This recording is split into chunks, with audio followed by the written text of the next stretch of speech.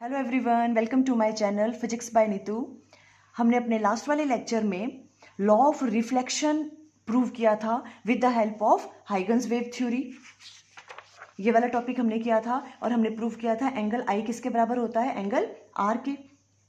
आज हम law of reflection prove करेंगे ऑन द बेसिस ऑफ हाइगन वेव थ्योरी। मीन्स हमें स्नेल्स लॉ प्रूव करना है बिकॉज हम रिफ्लेक्शन की बात कर रहे हैं। देखो ये दोनों ही topic examination point of view से बहुत इंपॉर्टेंट है, तो आप इसे अच्छे से अंडरस्टैंड कर लेना। अब देखो हम रिफ्रैक्शन की बात कर रहे हैं तो मीन्स टू मीडियम्स की बात कर रहे हैं। क्लियर है? ओके। अब ये वाला मीडियम हम ले लेते हैं रेयर मीडियम और ये वाला मीडियम ले लेते हैं डेंसर मीडियम। ये मीडियम फर्स्ट है, ये मीडियम सेकेंड है, ये रेयर मीडियम और ये डेंसर मीडियम।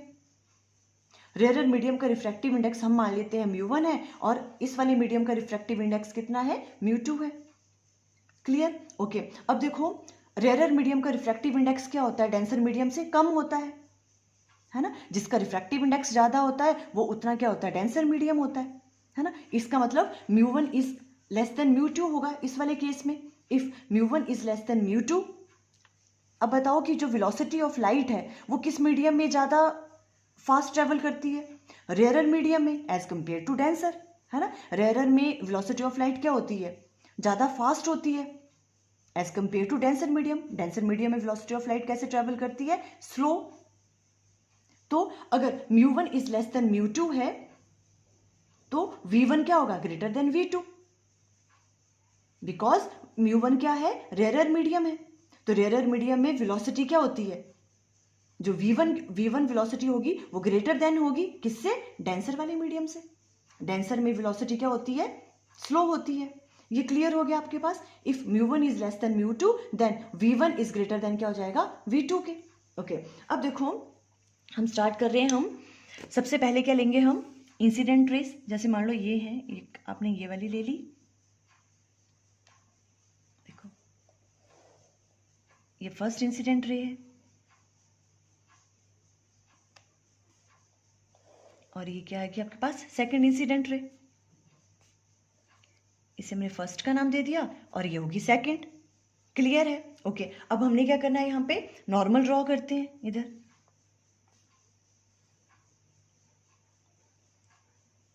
ये नॉर्मल ड्रॉ कर दिया, यहां भी हम नॉर्मल ड्रॉ करेंगे। क्लियर? ये भी नॉर्मल है, नॉर्मल ड्रॉ किया और ये भी हमने नॉर्मल ड्रॉ किया। क्लियर? ओके। अब देखो हम कैसे जा रहे हैं, ये रेयर मीडियम है और ये डेंसर मीडियम है। रेयर से डेंसर में जब हम एंटर करते हैं तो रे बैंड हो जाती है टुवर्ड्स द नॉर्मल। तो ये ऐसे ना जाके क्या हो जाएगी, बैंड टुवर्ड्स द नॉर्मल, इस तरह से, है ना, ऐसे बैंड कर जाएगी। क्लियर है? ओके। अब यहां पर भी रेयर टू डेंसर जा रही है तो ऐसे ना जाके ये कैसे हो जाएगी, टुवर्ड्स द नॉर्मल, मीन्स इस तरह से बेंड हो जाएगी।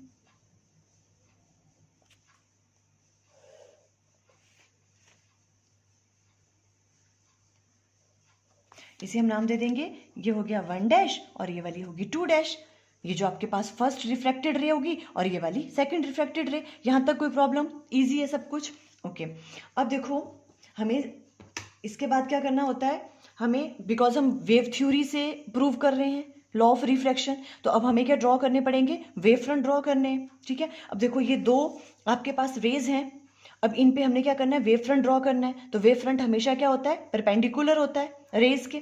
तो इनके परपेंडिकुलर तो हम कैसे ड्रॉ करेंगे, देखो यहां पे एक वेव फ्रंट ड्रॉ करेंगे, ये इस तरह से होगा।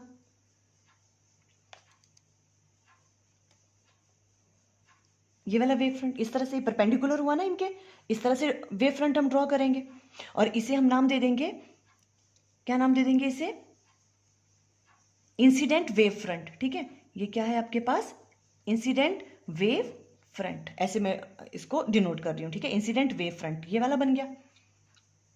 ओके। इसे हम नाम दे देते हैं, ये मान लो आपके पास इंसिडेंट वेव फ्रंट कौन सा है, ये ए और बी। ए बी बन गया आपके पास इंसिडेंट वेव फ्रंट। अब हमें क्या करना है, रिफ्रैक्टिव वेव फ्रंट निकालना है। यहाँ पे भी रिफ्रैक्टिव वेव फ्रंट बनाना है आफ्टर टाइम टी। ये आपके पास इंसिडेंट वेव फ्रंट है। ठीक है। आपको सेकंड वाला वेव फ्रंट ड्रॉ करना है आफ्टर टाइम टी, और वेलोसिटी कितनी है वेव की, मान लो वेलोसिटी ऑफ वेव v है। तो देखो अब क्या होगा, जो वेलोसिटी की वैल्यू है, देखो जब हमने लॉ ऑफ रिफ्लेक्शन प्रूव किया था उसमें तो सेम ही मीडियम था, तो वेलोसिटी चेंज नहीं हो रही थी, v रह रही थी, है ना। पर इस वाले केस में क्या होगा, मीडियम चेंज है, तो इस वाले मीडियम में वेलोसिटी हम v1 ले रहे हैं और इस वाले मीडियम की वेलोसिटी कितनी होगी, v2 होगी। Clear, okay. अब देखो जो वेव फ्रंट है ये आपके पास इंसिडेंट वेव फ्रंट है, अब हमें बनाना है रिफ्रैक्टिव वेव फ्रंट। जब सेकंड वेव फ्रंट बनता है तो उनके बीच का डिस्टेंस कितना होता है, वेलोसिटी इनटू टाइम। डिस्टेंस क्या होता है, वेलोसिटी इनटू टाइम। तो वेलोसिटी क्या होगी, इस वाले मीडियम की v1 है, इसकी v2 है, और कितने टाइम के बाद बना रहे हैं हम wave front, after time t। ठीक है, तो वेलोसिटी इनटू टाइम होगा। तो देखो ये वाला इंसिडेंट वेव फ्रंट है, सेकंड वाला यहाँ पे बनेगा कहीं after time vt, after distance vt। ठीक है, तो देखो अब ये है आपके पास रिफ्रैक्टेड रेस, इस पे भी हमें क्या बनाना है, वेव फ्रंट बनाना है, तो वो भी परपेंडिकुलर होगा इसके। तो किस तरह से करेंगे, देखो ऐसे ड्रॉ करेंगे, यहाँ से परपेंडिकुलर ड्रॉ करना है हमें, यहाँ से कर रहे हैं इस तरह से।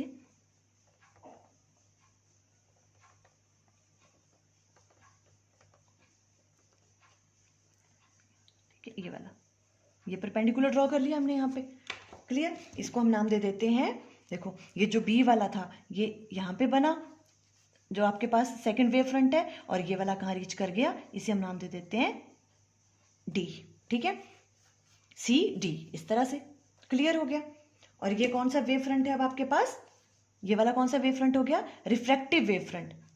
रिफ्रैक्टिव है, ठीक है, रिफ्लेक्टिव नहीं है, रिफ्रैक्टिव वेव फ्रंट, ये वाला बन गया। क्लियर। अब देखो हम इस डिस्टेंस की बात कर लें, बी सी, ये आपके पास क्या है, इंसिडेंट वेव फ्रंट, और आफ्टर टाइम टी हमने ये वाला वेव फ्रंट बनाया, रिफ्रैक्टिव वेव फ्रंट। तो ये बी सी डिस्टेंस की ये वाला कितना हो गया, वेलोसिटी इनटू टाइम। देखो ये किस तरह से सेकंड वेव फ्रंट हम ड्रॉ करते हैं, हमने लास्ट वाले लेक्चर में बहुत अच्छे से एक्सप्लेन किया है, आपको बहुत अच्छे से अंडरस्टैंड करना है तो आप वो वाला वीडियो वॉच कर लेना। क्लियर। अब देखो B C means velocity into time होगा ये वाला डिस्टेंस, तो पहले ये वाली चीज राइट डाउन कर लो आप। यहाँ पे क्या आ जाएगा, देखो जो आपके पास BC है उसे हम राइट डाउन कर सकते हैं इस, अब देखो ये किस मीडियम की बात कर रहा है, यहाँ पे BC किस मीडियम में है, फर्स्ट वाले मीडियम में, तो वेलोसिटी v1 की बात करेंगे। क्लियर, v1 है यहाँ पे वेलोसिटी ऑफ लाइट, v1, और after time t, v1 into T, इसे हम फर्स्ट का नाम दे देते हैं। क्लियर। अब वही बात AD की करें, अगर हम AD इक्वल टू किसके बराबर होगा, देखो ये वाला जो सेकंड वेव फ्रंट बन रहा है ना यहाँ से, तो ये भी डिस्टेंस भी कितना होगा, वेलोसिटी इनटू टाइम, बट ये डेंसर मीडियम में है, देखो डेंसर मीडियम में है तो वेलोसिटी कितनी है, v2, after time t, velocity into time, ये वाली चीज आ गई, इसे सेकंड नाम दे दो। क्लियर, वेव फ्रंट ड्रॉ किए, ये वाली चीज राइट डाउन कर ली। अब देखो अब फर्स्ट और सेकंड, अगर हम क्या करें यहाँ पे सेकंड वाले को डिवाइड कर दें फर्स्ट से, तो फिर क्या आएगा, देखो BC divided by AD equal to किसके बराबर आ जाएगा, BC क्या है, v1t डिवाइडेड बाय v2t, यहां से t से t कैंसिल आउट हो गया। क्लियर हो रहा है, तो यहां से हम कैसे राइट डाउन कर सकते हैं, देखो इट मींस जो आपके पास BC डिवाइडेड बाय क्या है, आपके पास AD है, वो किसके बराबर आ जाएगा, v1 डिवाइडेड बाय v2 के बराबर। क्लियर, ये वाली चीज जो है हम क्या कर लेते हैं, यहां पर भी राइट डाउन कर लेते हैं एक बार, देखो ये वाली चीज, ये क्या है, BC डिवाइडेड बाय क्या है आपके पास, AD, ये किसके बराबर आ गया आपके पास, v1 डिवाइडेड बाय v2 के बराबर, और इसे हम मान लेंगे थर्ड इक्वेशन। यहां तक क्लियर हो गया। ओके, अब देखो हमने करना अब आई एंगल्स की बात। एंगल्स आपको बहुत ध्यान से करने हैं, ड्रॉ कैसे कैसे बनाने हैं एंगल। ठीक है, देखो सबसे पहले ये आपके पास इंसिडेंट रे थी, ये नॉर्मल है, इंसिडेंट रे नॉर्मल के साथ एंगल बनाता है एंगल आई, इंसिडेंट एंगल आई बन गया ये। ठीक है, ओके। अब देखो सेकंड वाली थिंग क्या करनी है हमने, ये जो आपके पास ये क्या है, वेव फ्रंट है, ये किसके ऊपर है, इन रेज के ऊपर बने हुए हैं वेव फ्रंट, तो ये वेव फ्रंट और ये कितने का एंगल होगा, ये 90 डिग्री, मींस इसके और इसके बीच में एंगल कितना है, 90 डिग्री, बिकॉज ये परपेंडिकुलर होते हैं हमेशा, वेव फ्रंट और रेस, ये वेव फ्रंट है और ये रेज है, इनके बीच का एंगल कितना है, 90 डिग्री। ये अगर पूरा का पूरा 90 डिग्री है ना, तो अगर हमें इस वाले एंगल की बात करनी है सिंपल, ये वाला, तो ये क्या रह गया, ये फुल 90 है, इसमें से आई कम कर देंगे हम। ठीक है, तो 90 माइनस आई, ये वाला एंगल ये वाला रह गया। क्लियर, कोई प्रॉब्लम नहीं यहाँ तक। ओके, अब हमें क्या करना है, देखो अब इस वाले एंगल की बात करेंगे, ये वाला जो एंगल है, ये वाला एंगल है। ठीक है, इस वाले एंगल के लिए देखो ये नॉर्मल ड्रॉ किया हमने इस सरफेस पे, ये नॉर्मल है।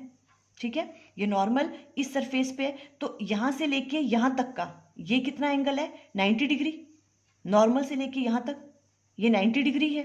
हमें ये वाला एंगल चाहिए, तो ये वाला इस पूरे वाले 90 में से अगर हम 90 माइनस आई माइनस कर दें तो ये वाला एंगल बच जाएगा, है ना। तो हम क्या करेंगे, देखो वही वाली बात, क्या करेंगे 90 माइनस आई, तो क्या बच गया 90 माइनस 90 प्लस आई, ये कैंसिल आउट हो गया, ये कौन सा एंगल बच गया, एंगल आई।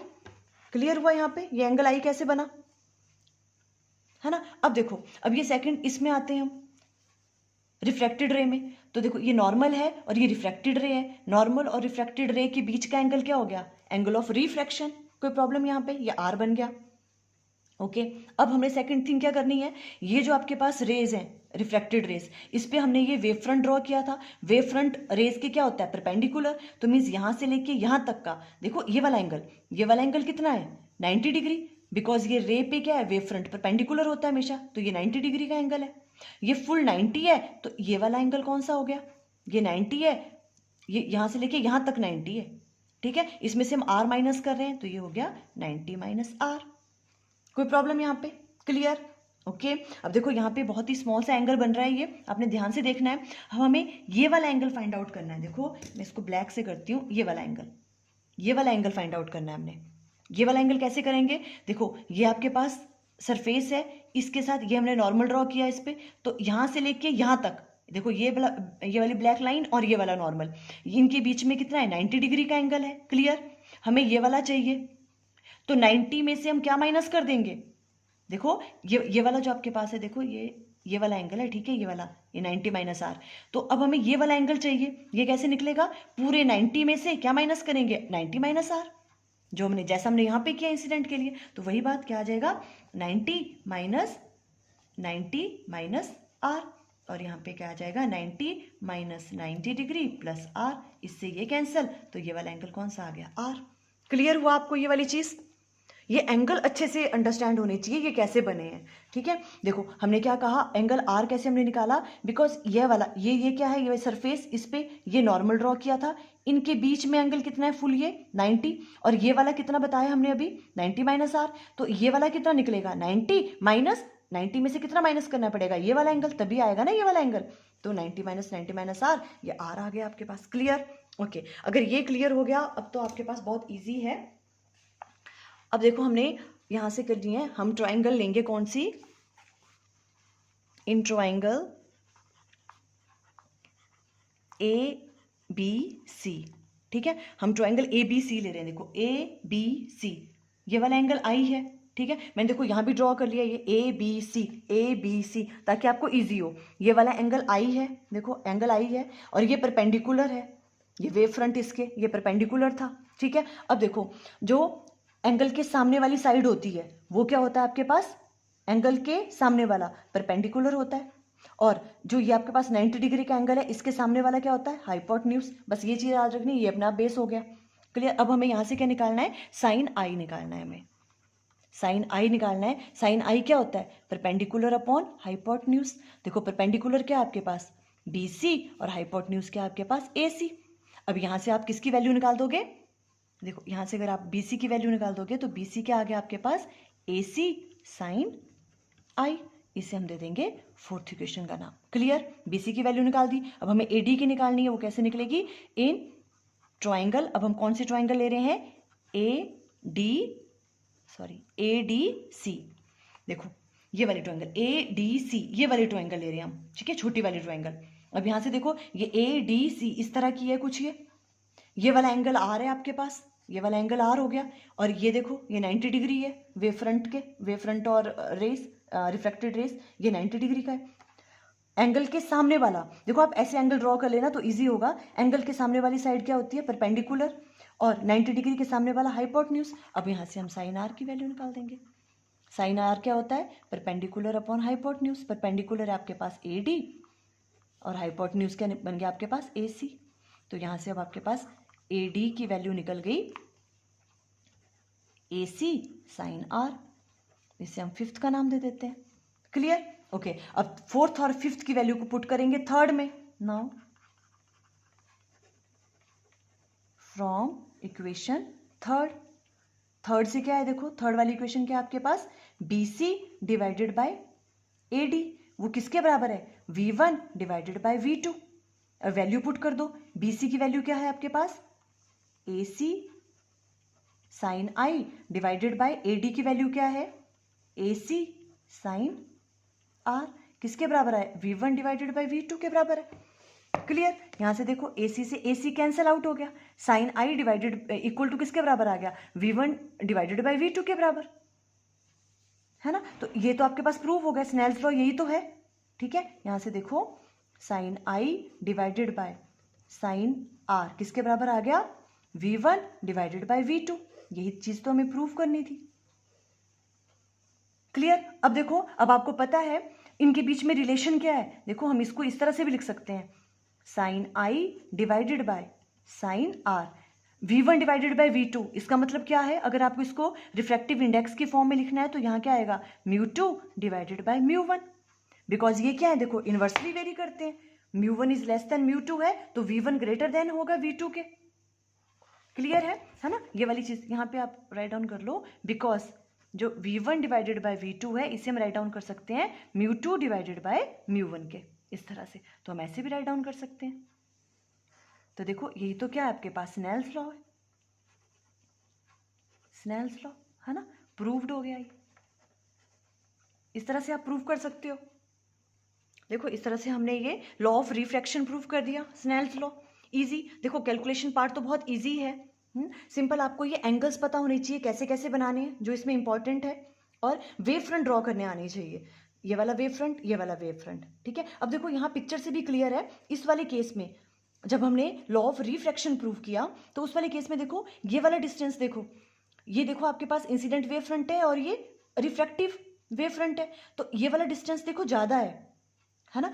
ये वाली चीज ज्यादा है, देखो ये वाला डिस्टेंस, और ये कम है। सेम टाइम के बाद, आफ्टर टाइम टी हमने ये वाला ड्रॉ किया था, टाइम तो सेम है ना? सेम टाइम है, पर यहाँ देखो ये वाला डिस्टेंस ज्यादा है और ये कम है। ऐसा क्यों?